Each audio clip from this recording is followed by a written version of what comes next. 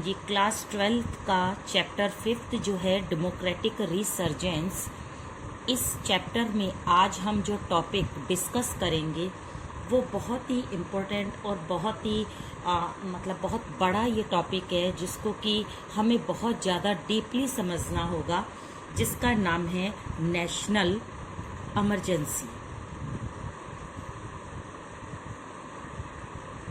National emergency actually में ऐसी एक कंडीशन है, ऐसी आप ये सोचो कि बिल्कुल जो नॉर्मल कंडीशन नहीं होती, जो एक क्रिटिकल कंडीशन है, ऐसी सिचुएशन है जो कभी भी हमारी कंट्री में राइज हो सकती है, क्रिएट हो सकती है। ऐसी इमरजेंसी से निपटने के लिए या इस स्थिति से बाहर आने के लिए जब प्रेसिडेंट के थ्रू ये डिक्लेरेशन की जाती है कि सारा एडमिनिस्ट्रेशन जो है वो सेंट्रल गवर्नमेंट के हाथ में दे दिया जाए, ताकि कंट्री जो है वो स्मूथली रन कर सके, आगे बढ़ सके। तो ऐसी सिचुएशन, ऐसी कंडीशन जिससे कि इतनी सारी प्रॉब्लम्स जो है वो राइज हो रही है, और इन सारी प्रॉब्लम्स को दूर करने का सिर्फ एक ही तरीका रह जाता है कि सारी जो पावर है वो हम सेंट्रल गवर्नमेंट को दे दें। तो ये जब पावर सेंट्रल गवर्नमेंट को दे दी जाती है तो यहाँ पर एक आर्टिकल लगता है जिसके थ्रू इमरजेंसी जो है वो डिक्लेयर हो जाती है। तो इस तरह से हम नेशनल इमरजेंसी को एक शॉर्ट और सिंपल वे में ये समझेंगे कि एक क्रिटिकल कंडीशन जिसका कि डिक्लेरेशन प्रेसिडेंट के थ्रू किया जाता है। ओके, तो ये तो हुई एक सिंपल सी बात जो हम आगे एक्सप्लेन करेंगे कि ये कंडीशन कैसी है, ये कंडीशन कब हमारी इंडिया में राइज हुई। तो सबसे पहले आपको यहाँ पर ये ध्यान रखना है, इसको अपने माइंड में फीड करना है कि इस चैप्टर का ये जो टॉपिक है नेशनल इमरजेंसी, जो कि हमारी इंडिया में 25 जून 1975 में डिक्लेयर हुआ था। अगर मैंने बात 25 जून 1975 की है तो 1975 में उस समय हमारे यहाँ पर जो पीएम थे वो कौन थे? वो थी मिसेस इंदिरा गांधी। ये चीज़ भी आपको लर्न करनी है क्योंकि ये वाली काफ़ी चीज़ हमारे यहाँ पर वन वर्ड में आ जाती है। तो ये थी मिसेस इंदिरा गांधी, और इसी के साथ हमें ये भी ध्यान रखना है कि इमरजेंसी का डिक्लेरेशन उस समय जिस प्रेसिडेंट के थ्रू किया गया था वो थे फखरुद्दीन अली अहमद। ठीक है, तो ये भी चीज़ आपको ध्यान रखनी है कि ये कब हुई थी, किसके टाइम पीरियड में इसको डिक्लेयर किया गया था, और उस समय यहाँ के जो हमारी इंडिया के जो प्रेसिडेंट थे वो थे फखरुद्दीन अली अहमद। तो इनके थ्रू ये डिक्लेरेशन किया गया था। अब हम इस इमरजेंसी की डीप में जाकर इसके बारे में पूरा डिस्कस करते हैं। अब सबसे पहले हमें इमरजेंसी के उन कारणों को देखना होगा जिससे मोटिवेट होकर या जिससे तंग होकर मिसेस गांधी ने ये इमरजेंसी लगाई थी। वो कौन कौन से कॉजेज थे जिससे कि तंग होकर या बहुत ज़्यादा परेशान होकर ये इमरजेंसी लगाई गई थी। तो हम यहाँ पर वन बाय वन कॉजेज को देखते हैं कि क्या इंडिया में ऐसी कंडीशन क्रिएट हुई थी, क्या इंडिया में ऐसी कंडीशन हो गई थी कि इसके अलावा और कोई भी रास्ता नहीं था। तो सबसे पहले हम यहाँ पर जो कॉज है उसमें हम देखते हैं वो है इकोनॉमिक कॉज। ठीक है, अब यहाँ पर अगर हमने बात इकोनॉमी की करी है तो उस समय यानी 1975 में ऐसा जरूर हुआ होगा या उससे पहले के कुछ सालों में इस तरह की कंडीशन हो रही होगी जिससे कि लगातार इंडिया की जो इकोनॉमी है वो क्या हो रही होगी, डाउन हो रही होगी। और उस समय लगातार एक इकोनॉमिक क्राइसिस जो है वो क्या हो रहा होगा, राइज हो रहा होगा। तो उस समय ऐसी कौन कौन सी चीजें थी जिससे कि हमारे यहाँ पर इकोनॉमिक क्राइसिस क्राइसिस लगातार राइज हो रहा था। तो इसमें हम कौन कौन सी चीजों की बात करेंगे। इसमें फर्स्ट आएगा बांग्लादेश क्राइसिस, और आपको पता है बांग्लादेश क्राइसिस 1971 में हुआ था। इस वॉर में हमारी जो आर्मी थी वो जीती थी, पाकिस्तान हारा था। लेकिन इस वॉर का इम्पैक्ट इंडिया पर यह पड़ा कि एकदम सारी की सारी हमारी इकोनॉमी जो थी उस पर बहुत हैवी स्ट्रेन आ गया था। रिफ्यूजी प्रॉब्लम जो थी वो लगातार बढ़ रही थी। उस समय यूएस से मिलने वाली जो हेल्प थी, जो एड था, जो डोनेशन था, वो भी बंद हो गया था, क्योंकि यूएस नहीं चाहता था कि हम 1971 में बांग्लादेश को सेटअप करें। लेकिन उसके अगेंस्ट में हमने ऐसा किया तो यूएस ने हमें हेल्प देना बंद कर दिया।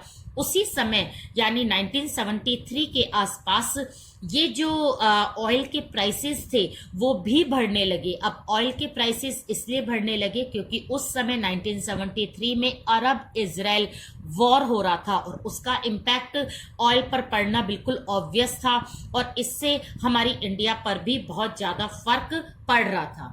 तो यहाँ पर हमने देखा कि एक बांग्लादेश क्राइसिस से बहुत सारा इकोनॉमी जो थी वो हमारी लगातार डाउन हो रही थी। उसी के बाद हम नेक्स्ट देखते हैं इस इकोनॉमिक क्राइसिस में, इसमें आएगा इंडस्ट्रियल ग्रोथ। अगर हम इंडस्ट्रियल ग्रोथ की बात करें तो वो अगर हाई होगी तो हमारी जो जीडीपी है वो अपने आप बढ़ेगी, हमारी इकोनॉमी है वो भी बढ़ेगी। लेकिन इस समय हमारी इंडस्ट्रियल ग्रोथ जो थी वो लगातार लो हो रही थी। इससे अनएम्प्लॉयमेंट जो था वो बढ़ रहा था, पॉवर्टी बढ़ रही थी, और उस समय कंडीशन इतनी खराब हो रही थी कि सरकार को मतलब अपने जो गवर्नमेंट एम्प्लॉयज थे उनकी भी सैलरी को रोकना पड़ा था, क्योंकि उनके पास में इतना पैसा नहीं था। इसी के बाद हम नेक्स्ट जो बात करेंगे इकोनॉमिक क्राइसिस में ही, वो आएगा उस समय मॉनसून का। मॉनसून हमारी इंडिया में बहुत ही, जिसे कहते हैं कि एक बेस है हमारी ऑक्यूपेशन का। क्यों? क्योंकि हमारे यहाँ पर एग्रीकल्चर जो है वो 80% जो लोग हैं इस एग्रीकल्चर में एंगेज रहती है। ज़्यादातर हम लोग प्राइमरी सेक्टर में इन्वॉल्व है, इसलिए हम सबके किस पर डिपेंड करते हैं, मॉनसून पर। तो उसी समय हमें ध्यान रखना है कि 1972 या फिर 1973 में मॉनसून बिल्कुल फेल हो गया था, नहीं आया था, जिससे बहुत बड़ी ड्रॉट जो थी वो काफ़ी एरिया में मतलब राइज हो रही थी, और जिसका असर डायरेक्टली एग्रीकल्चर पर पड़ा। एग्रीकल्चर का जो प्रोडक्शन था वो भी क्या हो गया था, लो हो गया था। तो लो होने के साथ ही साथ इकोनॉमिक क्राइसिस, इकोनॉमिक जो एक बहुत बड़ा जिसे कहते हैं ना संकट, हमारे कंट्री में एक तरह से मतलब बिल्कुल राइज हो गया था। और ये वाली जो कंडीशन है, ये वाले जो कॉजेज हम जो यहाँ पर एक्सप्लेन कर रहे हैं, ये वाले सारे कॉजेज बेसिकली 1975 में नहीं हुए थे। आप ये समझ के चलो कि अगर 1975 में ये इमरजेंसी डिक्लेयर हुई थी तो उसके 1-2 साल या 3-4 साल पहले कंडीशन जो है वो लगातार बिगड़ रही थी, और बिगड़ते हुए यानी खराब होते होते 1975 में इतनी बुरी हो गई थी कि इंदिरा गांधी को इमरजेंसी लगानी पड़ी थी। तो हम ये बात 75 की नहीं बल्कि उसके आसपास की बात कर रहे हैं कि इस क्राइसिस से, इकोनॉमिक क्राइसिस में हम बांग्लादेश को नोट डाउन करते हैं। इंडस्ट्रियल ग्रोथ की जो पेस है, गति है, स्पीड है, वो भी कम हो रही थी। मॉनसून भी क्या हो गया था, फेल हो गया था। तो ये तो हुआ हमारा फर्स्ट कोज। सेकंड अगर हम कोज की बात करें तो सेकंड कोज आएगा हमारी अपोजिशन पार्टी। अपोजिशन पार्टी को हमने लास्ट वीडियो में काफी बार बड़ा ब्रीफली पढ़ा है, जिसमें हमने एसवीडी, ग्रैंड अलायंस और बहुत सारी पार्टियों को देखा है। ये सारी पार्टीज जो थी हमेशा कांग्रेस के अगेंस्ट में रही।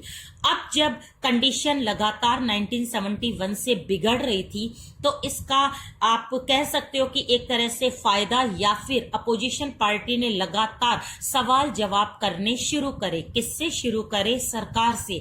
यहाँ पर अपोजिशन पार्टी हर फील्ड में गवर्नमेंट को घेरने को तैयार हो रही थी, और वो बराबर इस बात का मतलब जवाब लेना चाहती थी कि ये जो इतना बड़ा जैसे इकोनॉमी डाउन हो रही है वो क्यों हो रही है, कौन सी गलती है, मॉनसून फेल हो रहा है, तो इसके कोई और मेजरमेंट जो है वो गवर्नमेंट ने क्यों नहीं लिए हैं, इंडस्ट्रियल ग्रोथ जो है, इंडस्ट्री सेटअप क्यों नहीं हो रही है, ये बहुत सारी बातें जो थी वो अपोजिशन पार्टी ने गवर्नमेंट के सामने रखी। और उस समय बहुत सी पार्टियों ने, लाइक सीपीआई जो कम्युनिस्ट पार्टी ऑफ इंडिया है, उसने भी इस बात को कहा कि अपोजिशन पार्टी की लगातार इंटरफेयर से जो उस समय की कांग्रेस गवर्नमेंट थी, जो मिसेस गांधी की अंडर में काम कर रही थी, उस गवर्नमेंट को काम करने नहीं दिया जा रहा था। उसके ऊपर लगातार ब्लेम पर ब्लेम लगाए जा रहे थे, उनसे इस तरह से मतलब क्वेश्चनिंग की जा रही थी कि वो अपना ध्यान जो है, अपना जो अटेंशन है वो डेवलपमेंट की तरफ नहीं लगा पा रही थी। तो यहाँ पर एक मतलब जिसे कहते हैं ना, ऐसी सिचुएशन पैदा हो गई थी कि अगर गवर्नमेंट काम करना चाह रही है और उसे काम करने नहीं दिया जा रहा है, तो यहाँ पर गवर्नमेंट क्या करे, इस टाइप का क्वेश्चन मार्क लग गया था, जिसको कि जल्द से जल्द एक तरह से पूरा करना था या फिर इस प्रॉब्लम को जल्दी से जल्दी फेस करना था। तो उस समय एक तरह से अपोजिशन पार्टी का जो रोल था, जो रवैया था, जो व्यवहार था, वो बिल्कुल नेगेटिव था। और इस नेगेटिव बिहेव की वजह से ही सरकार जो थी वो डेवलपमेंट का काम नहीं कर पा रही थी। इसी के बाद हम थर्ड पॉइंट लेते हैं इसके कॉजेज में ही, वो है नक्सलेट मूवमेंट।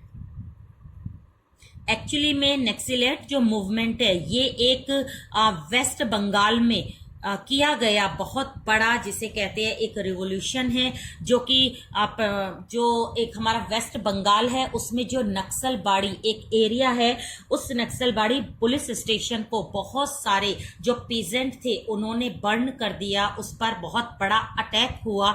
और इसका असर ये हुआ कि जैसे एक ऑर्डर जो होता है, एक सिस्टम जो होता है, उस पर पूरा इम्पैक्ट हुआ, डायरेक्टली हुआ कि उस समय सरकार का क्या एक तरह से रोल रहेगा कि अगर पीजेंट किसी पर अटैक करेंगे, अगर सरकार उनको रोकती है तो पीजेंट सारे एक हो जाती है, अगर उन्हें नहीं रोकती है तो उससे डिसऑर्डर होता है। तो ये जो नक्सलेट मूवमेंट हुआ था, या आज भी जो नक्सलवादी जो आंदोलन हम देखते रहते हैं या सुनते रहते हैं, ये मेनली कहां पर एक्टिव होते हैं, ये है वेस्ट बंगाल में। पहली चीज आपको ध्यान देनी है। दूसरी चीज है कि नक्सलेट मूवमेंट को मेनली लीड कौन सी पार्टी ने करा था, वो थी CPI ML, communist party of India Marxist लेनिनवाद। तो ये वाला इसकी फुल फॉर्म है। और इसको लीड मेनली कौन कर रहा था ये भी आपको ध्यान रखना है, वो थे चारू मजूमदार। ओके, अब यहां पर मेनली सीपीआई एमएल जो लीडरशिप जिसकी चारू मजूमदार कर रहे थे, उनका जो नक्सलेट मूवमेंट था वो कैसा था ये आपको समझना पड़ेगा।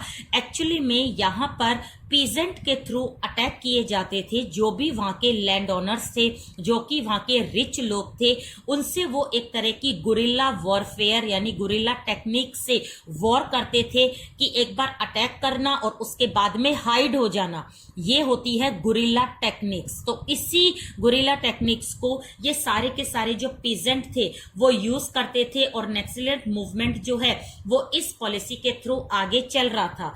इसी में हम ये भी यहाँ पर डिस्क्राइब करेंगे कि नक्सलेट मूवमेंट जो हुआ था वेस्ट बंगाल में, वहां पर वायलेंस को बहुत ज्यादा यूज किया गया। वहां पर ज्यादातर बैकवर्ड एरियाज ही है, वहां के जो आदिवासी लोग हैं, वो जो ट्राइबल्स है, वो इस अटैक को रिजल्ट या अंजाम देते हैं। जो जमींदार है उन पर अटैक करते हैं, उनकी ग्रेनरीज जो है वो बर्न कर देते हैं, उनके घरों को आग लगा देते हैं, और जो पब्लिक प्रॉपर्टीज है उनको भी वो नुकसान पहुंचाते हैं। तो इस तरह से ये जो ट्राइबल्स है, जो बैकवर्ड एरिया से बिलोंग करते हैं, ये ज्यादातर वायलेंस को यूज करके अपनी बात को सरकार के सामने रखते हैं। और अगर सरकार यहाँ पर इन पीजेंट को किसी भी तरह से कुछ कहती है या फिर इसको कंट्रोल करने के लिए अपनी आर्मी या पुलिस भेजती है, तो उस समय जो हमारे HRSC है यानी जो ह्यूमन राइट कमीशन है, वो इस बात को क्रिटिसाइज करता है कि गवर्नमेंट जो है वो पुअर की बात बात को दबा रही है, वो पीजेंट को दबा रही है, वो किसानों को जस्टिस नहीं दिलवा पा रही है, वो इक्वलिटी को प्रमोट नहीं कर रही है। तो बहुत सारी चीजें ऐसी थी जो वेस्ट बंगाल में हो रही थी और जिसका डायरेक्टली इम्पैक्ट कहाँ हो रहा था, सेंट्रल गवर्नमेंट में। यदि इसी तरह से हर स्टेट अपना एक मूवमेंट चलाने लगे, अपनी एक तरह से मनमानी करने लगे, तो उसका असर दूसरे स्टेट पर भी होगा और लगातार इस डिसऑर्डर होने से सेंट्रल गवर्नमेंट का जो काम है, जो एडमिनिस्ट्रेशन है, वो सब क्या हो जाएगा, वो फेल हो जाएगा। इसी बात का डर मिसेस गांधी को भी हो रहा था और इस नक्सलियत मूवमेंट ने भी सेंट्रल गवर्नमेंट की एक तरह से जो मतलब काम करने की जो उनकी कोशिश थी, वो सारी क्या कर रही थी, नाकाम हो रही थी। तो इस मूवमेंट का रोल भी इस इमरजेंसी को लगाने में बहुत बड़ा रहा है, क्योंकि इस मूवमेंट के थ्रू जो डिसऑर्डर हुआ था उसका असर जो था वो सेंट्रल गवर्नमेंट पर पड़ रहा था। इसके बाद हम नेक्स्ट कॉज देखते हैं और वो है गुजरात एंड बिहार मूवमेंट। गुजरात और बिहार जो मूवमेंट है, ये दोनों ही मूवमेंट एक ही ईयर में हुए थे और वो था 1974। तो यहां पर हमें ध्यान देना है कि एक ही साल में दो स्टेट में कांग्रेस के अगेंस्ट में मूवमेंट हो रही है। तो सोचो कांग्रेस का काम करना कितना भारी पड़ रहा होगा। यहां पहले से ही इकोनॉमी डाउन है, यहां पर अपोजिशन पार्टी लगातार क्वेश्चनिंग कर रही है, वेस्ट बंगाल की हालत जो है वो लगातार खराब हो रही है, डिसऑर्डर हो रहा है और उसी समय गुजरात और बिहार में भी मूवमेंट स्टार्ट हो गया है। तो यहां पर हमें ध्यान रखना है कि अगर हम गुजरात की बात करें तो ये मूवमेंट जो हुआ था ये जनवरी में हुआ था, लेकिन बिहार का जो मूवमेंट है ये मूवमेंट मार्च में हुआ था, लेकिन दोनों ही मूवमेंट 1974 में हुए थे। अब अगर हम गुजरात की बात करें तो गुजरात और बिहार में एक ही डिमांड को लेकर मूवमेंट हुआ था और वो था हाई इन्फ्लेशन।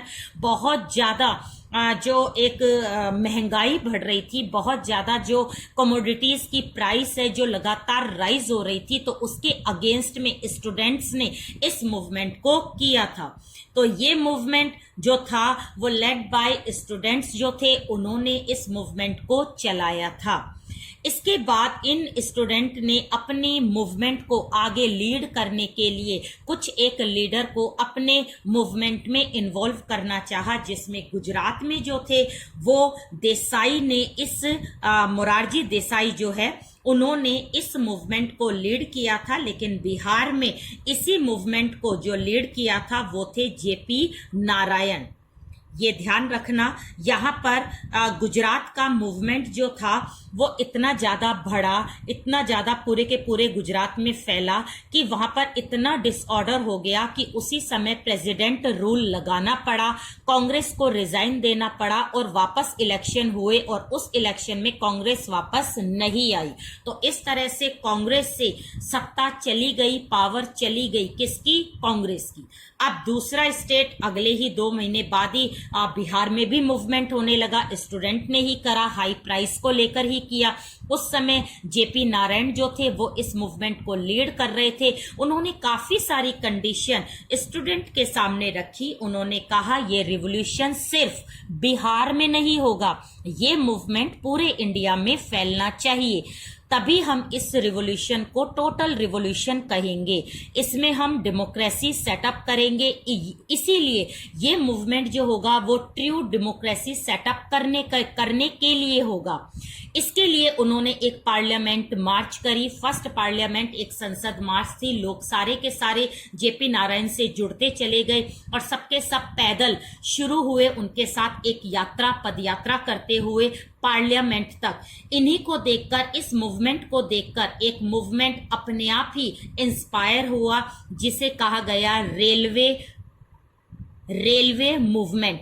ये रेलवे मूवमेंट भी 1974 में ही हुआ था, जो कि अलग बात है कि वो इतना ज़्यादा सक्सेस नहीं हुआ और 20 दिनों के बाद इस मूवमेंट को वो जो लोग थे जो इसमें काम करते थे, जिन्होंने कि मूवमेंट किया था, उन्होंने इस मूवमेंट को वापस ले लिया। लेकिन इस रेलवे मूवमेंट को जो लीड कर रहे थे उनका नाम था फर्नांडिस। तो फर्नांडिस जो थे वो बहुत ज्यादा इंस्पायर थे। और किससे इंस्पायर थे?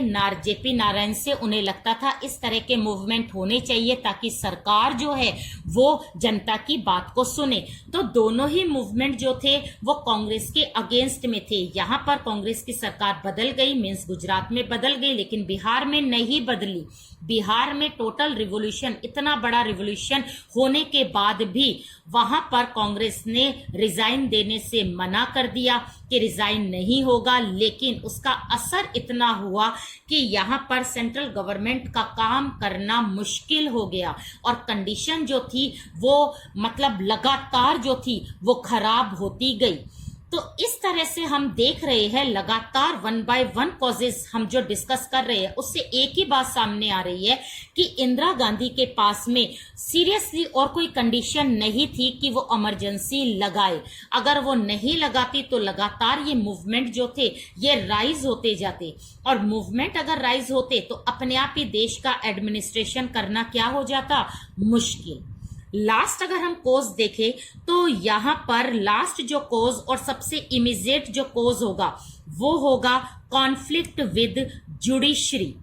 अब जो यहाँ पर हम मेन बात करेंगे किसकी? हाँ, हमारे उस समय की जो गवर्नमेंट थी उसका जो विरोध या विवाद जो था वो किसके साथ हुआ? फाइनली जुडिशरी के साथ। और यही एक ऐसा कॉन्फ्लिक्ट था कि जिसके बाद डायरेक्टली 25 जून 1975 को क्या लग गई थी? नेशनल इमरजेंसी डिक्लेयर हो गई। तो यहाँ पर ये जुडिशरी के साथ जो कॉन्फ्लिक्ट था वो कैसे रहा, कैसे हुआ, इस बात को आप समझोगे कि सबसे पहला जो केस जुडिशरी के सामने आया था वो आया था 1973 में, और इस केस को बोला जाता है केशवानंदा भारती केस। केशवानंदा भारती केस जो था ये केरला के एक जिसे कहते हैं ना साधु या सेंट थे, जो वो थे केशवानंद भारती, जिनके पास में बहुत सारी लैंड थी और इस लैंड को सरकार चाहती थी कि इसको पब्लिक प्रॉपर्टी बनाई जाए ताकि इससे पुअर का डेवलपमेंट हो सके। लेकिन इस बात के लिए केशवानंद तैयार नहीं थे। उन्होंने उसी समय सुप्रीम कोर्ट में जाकर गवर्नमेंट के खिलाफ एक पिटीशन फाइल करी और कहा कि मेरा जो राइट टू प्रॉपर्टी है उसको वो मतलब गवर्नमेंट जो है वो एक्सप्लॉइट कर रही है। तो उस समय राइट टू प्रॉपर्टी जो थी वो हमारा फंडामेंटल राइट था। ये चीज आपको ध्यान रखनी है। और ये केस कब का है? ये केस है 1973 का, जबकि राइट टू प्रॉपर्टी हमारा जो फंडामेंटल राइट था वो 1978 तक रहा था। 1978 में इसको रिमूव कर दिया गया, तो ये हमारा बेसिक राइट्स या फंडामेंटल राइट नहीं रहा। लेकिन ये बात 1973 की है, तो इस समय राइट टू प्रॉपर्टी हमारा फंडामेंटल राइट हुआ करता था। तो उसमें केशवानंदा के सपोर्ट में जुडिशरी ने अपना फैसला सुनाते हुए कहा कि ये उनका खुद की प्रॉपर्टी है और अगर वो उनको नहीं देना चाहते तो गवर्नमेंट उसको फोर्सली नहीं ले सकती। तो यहाँ पर एक तरह से गवर्नमेंट की बहुत बड़ी हार हुई। अब दूसरा जो इंसिडेंट जुडिशरी के सामने हुआ वो हुआ था post of CJI, chief justice of India का जो पोस्ट थी वो उसी समय वैकेंट हुई थी। और यहाँ पर इंदिरा गांधी ने एक ऐसे पर्सन को, एक ऐसे जज को सीजेआई बना दिया था जो कि ना तो इतना एक्सपीरियंस होल्डर था ना उसकी इतनी एज थी। जबकि होता क्या था? होता ये था कि जो भी सीजेआई बनता था वो हमेशा एक्सपीरियंस जो जज होता था वो बनता था और उसकी एज भी जो होती थी वो ज्यादा होती थी, क्योंकि एक्सपीरियंस होगा तो एज तो अपने आप ही ज्यादा होगी। लेकिन यहाँ पर इंदिरा गांधी ने इस रिचुअल को ना मानते हुए एन रे को सीजेआई बना दिया, जो कि इतने ज्यादा एक्सपीरियंस्ड नहीं थे। तो सुप्रीम कोर्ट के जो मतलब 25 जज थे, उनमें से एक जज को जो सीजेआई बनाना था, उसमें इंदिरा गांधी ने एएन रे को पुराने रिचुअल से ना मानते हुए इनको सीजेआई बना दिया, जिससे कि सारे के सारे जो जुडिशरी थी वो उसके खिलाफ हो गई कि एग्जीक्यूटिव यानी जो गवर्नमेंट है उनको इंटरफेयर नहीं करना चाहिए। सीजेआई किसको बनाना है, कैसे बनाना है, ये हम भी डिसाइड कर सकते हैं, लेकिन इस तरह से अगर एग्जीक्यूटिव इंटरफेयर करेगी तो जुडिशरी जो है वो सही काम नहीं कर पाएगी। यहीं पर एक नया वर्ड जो है वो इंट्रोड्यूस हुआ था, तो उस वर्ड को बोला गया कमिटेड ब्यूरोक्रेसी। अब यहाँ पर ब्यूरोक्रेसी यानी जो गवर्नमेंट ऑफिसर्स है वो मेनली किसके लिए काम कर रहे हैं, सिर्फ उसको एक तरह से ब्लाइंड यस बोलना कि आप ना सही देख रहे हो ना गलत देख रहे हो, आप सिर्फ हाँ कर रहे हो, तो इस चीज को हम बोलते हैं कमिटेड ब्यूरोक्रेसी। सारी की सारी जो पुलिस थी, जो जुडिशरी थी, वो एक तरह से गवर्नमेंट की कमिट हो गई थी, मतलब उनके इशारों पर चलने लगी थी। ये चीज जो थी जो इंट्रोड्यूस हुई, ये 1973 के आसपास ही इंट्रोड्यूस हुई थी, जिसका बहुत ज्यादा जो विरोध या अपोज किया गया वो जुडिशरी के थ्रू किया गया। इसी के बाद तीसरा जो इंसिडेंट था वो था इलाहाबाद हाई कोर्ट का जो एक डिसीजन था, उससे मतलब पूरी की पूरी जो सेंट्रल गवर्नमेंट थी वो हिल गई थी। इसमें बात आपको काफी सारी लर्न करनी है। सबसे पहले आपको ध्यान रखना है इलाहाबाद हाई कोर्ट का जो जज थे उनका नाम था जगमोहन लाल सिन्हा। ठीक है, जगमोहन लाल सिन्हा के लीडरशिप यानी जज में हाई कोर्ट के जज के सामने एक केस आया, और ये केस जो फाइल किया था वो किया था राज नारायण ने। ठीक है, राज नारायण जो थे उन्होंने इंदिरा गांधी के साथ एमपी के इलेक्शन लड़े थे इलाहाबाद से।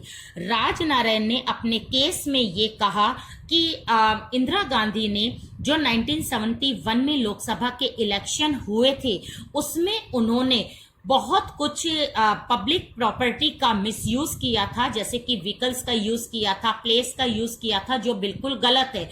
और कुछ प्रूफ भी ऐसे मिले थे जिससे ये अपने आप पता चल जाए कि उस समय जो भी इंदिरा गांधी ने अपने चुनाव प्रचारों में जिस तरह से मतलब सरकारी जो लोग थे उनका यूज करा, प्लेस का यूज करा, जो व्हीकल्स थे, जो वाहन थे, उनका भी यूज किया, तो ये सब कुछ गलत था। तो ये जब प्रूफ सामने रखे गए तो उसी समय सिन्हा ने ये जो एक डिसीजन दिया कि इंदिरा गांधी जो है वो एमपी नहीं है, वो एमपी नहीं रहेगी। तो इस बात को अपील करने के लिए इंदिरा गांधी के जो लॉयर थे उन्होंने सुप्रीम कोर्ट में इस हाई कोर्ट के जो फैसला था उसकी अपील यहां पर की। तो यहाँ पर सीजेआई जो थे वो एएन रे थे, उन्होंने यहाँ पर इनको स्टे ऑर्डर दे दिया और ये कहा जब तक ये केस कोर्ट में चल रहा है जब तक वो एमपी रहेंगी। हाँ, वो पार्लियामेंट की जो मीटिंग्स होगी उसमें वो पार्टिसिपेट नहीं कर सकती, अदरवाइज वो एमपी भी रहेगी और पीएम भी रहेगी। तो यहाँ पर इस केस ने, इस पिटीशन ने पूरे के पूरे मतलब जैसे कहते हैं ना कांग्रेस या सेंट्रल गवर्नमेंट को हिला दिया था। तो इस तरह से हमने देखा इस वाले टॉपिक में कि नेशनल इमरजेंसी क्या है, ये हमारी इंडिया में कब लगी थी, किसने लगाई थी, और उस समय हमारे प्रेसिडेंट कौन थे। इसी के साथ हमने देखा कि उस समय ऐसी कौन कौन सी सिचुएशन थी जिससे कि इंदिरा गांधी को मतलब तंग होकर फाइनली ये डिसीजन लेना पड़ा, जिसमें हमने इकोनॉमी डाउन होते हुए देखा, अपोजिशन पार्टी का नेगेटिव रोल देखा। उस समय हमने वेस्ट बंगाल का जो नक्सलेट मूवमेंट जो लगातार राइज हो रहा था उसके रोल को देखा। गुजरात और बिहार के मूवमेंट ने तो एकदम इंडिया को कांग्रेस के अगेंस्ट में ही कर दिया। और रही सही कसर किसने पूरी कर दी, जुडिशरी के कॉन्फ्लिक्ट से जो सरकार का एक नया रूप सामने आया जिसको हमने कहा कमिटेड ब्यूरोक्रेसी। इस चीज ने तो कांग्रेस की इमेज को भी बहुत डाउन करा और उसी समय फाइनली जो जगमोहन लाल सिन्हा थे उनके डिसीजन ने अपने आप ही इस बात के लिए प्रेरित या मोटिवेट किया कि इमरजेंसी लगाना जरूरी है। और ये वाला जो डिसीजन आया था, ये डिसीजन 12 जून को आया और 12 जून के बाद 25 जून को इंदिरा गांधी ने ये इमरजेंसी लगा दी। तो यहाँ पर आपको ये सारे कॉजेज अच्छे से देखने हैं। इनका एक तरह से आपको डिस्कशन या कंक्लूजन ये निकालना है कि ये कुछ कंडीशन थी जो कि इमरजेंसी को मोटिवेट कर रही थी या उसको मतलब इंस्पायर कर रही थी। ये ऐसी कंडीशन थी जिसको हम झुठला नहीं सकते थे, और ऐसी कंडीशन में हर सरकार, कोई भी सरकार हो, उसका काम करना क्या हो जाएगा, मुश्किल। और इसीलिए ये इमरजेंसी लगाई गई।